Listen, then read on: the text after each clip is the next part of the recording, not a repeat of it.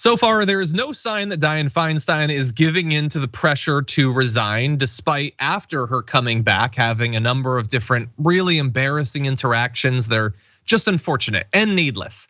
If she did step down though, it would go to Gavin Newsom to choose who is gonna fill in for her. And apparently he's been considering some interesting names, including, I swear to God, Oprah Winfrey, apparently. Yes, that Oprah.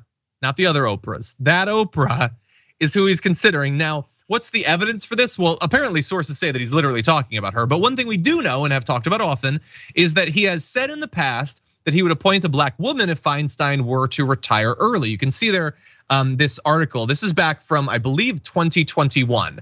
It's considered to be a locked in or a carved in stone promise right there. Now, it would be really bad for him, I think, at his future political aspirations, of which he has many, to go back on that. Claremont McKenna College political scientist Jack Pitney pointed out that any presidential ambitions that Newsom might harbor would be damaged if he backed away from his promise, noting that the candidate favored by black voters has won the Democratic Party's presidential nomination for every cycle since 1992. But here's where it gets interesting. A lot of people think, oh, well, then he's going to appoint Barbara Lee. But Barbara Lee is currently running for what will eventually be the replacement of Feinstein. I don't think a lot of people think that Gavin Newsom wants to play favorites on that, or that if he were to play favorites, he would necessarily go for Barbara Lee. So what if he wasn't to choose someone who's actually running, someone who's gonna be there for the long haul, just choose a sort of steward or a caretaker for the spot? Well, in that case, picking someone like Winfrey might make sense to him, because she is notable, she's respected, but nobody thinks that this is the beginning of a lifelong political career for her. So it might be considered sort of a safe bet for him to stay out of the politics and leave it to like Adam Schiff to be able to win on his own. That way he makes good on his promise, but a black woman doesn't actually end up holding the position for long. Jared, what do you think about these theories?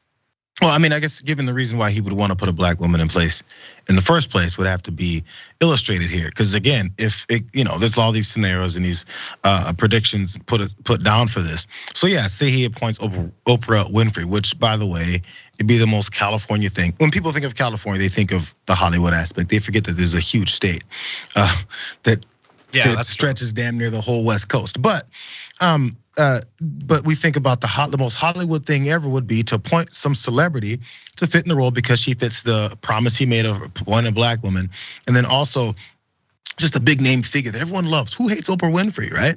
And that would work out. But then as soon as that fades, if that's the thought process, because these are all speculations, that then we get that requirement out of the way and we move on to our old standard ones. I think it would stick and people would still remember that and it would still look bad.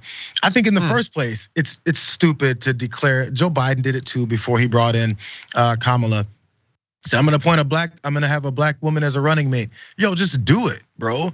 The announcement of it is what's a little cringe to me. Why are you announcing that you're gonna put someone in place that's qualified for the position that happens to be a black woman because of her experiences and what she's gonna bring to the table? Not just because she's a black woman. You guys keep forgetting the whole purpose of bringing in someone else with different kinds of experiences, life experiences in a way that they've gone through the world, because they'll represent folks that don't have that kind of representation. And if we just say a black woman, you know what a black woman is? Candace Owens. Like, why are we just saying a black woman? No word on if he's considering her. No word yet. But as long as there's that, the right skin tone and then the right gender, then we're there. No, the whole purpose is someone who actually lives and dedicates what they've done and lived through their life to the folks who they may be representing. And I don't know what Oprah's positions are as far as all this stuff and how she may legislate and what she's gonna do in the position. I don't dislike Oprah Winfrey, but again, just the faceless black woman declaration, that's the only thing that rubs me the wrong way. Not because it's a black woman, because he should, but because she's the one who's gonna bring different kinds of perspectives that honestly we need in that position. Yeah, and look, you don't know her politics. I really don't know her politics. I don't know how much people know, but they know a lot about her. She's been a public figure for like 4 decades or something like that. But we don't necessarily know her politics. I get that she's notable and that it plays into the steward thing. But I would also argue that you could probably, in a state the size of California, find a lot of black women serving in either roles in politics or in activism or in academia that could do a lot of good in a short period of time in that position that aren't Oprah, that aren't famous necessarily that could also be caretakers. That's just my view. Anyway. And he's afraid, by the way, there's the fear also of appointing a black woman. And then we know the majority of many folks just dislike black women because they're black and they're women. So he's going with the safest one that he can, which again, like I said, who dislikes Oprah Winfrey just off of, hearing her name? Yeah, that's true. That's true. Okay, so by the way, she hasn't responded to requests for comment. Obviously, she's not going to. She had apparently been pushed to run for president in 2020, but she says she doesn't have presidential aspirations. It probably isn't going to happen, would be my guess.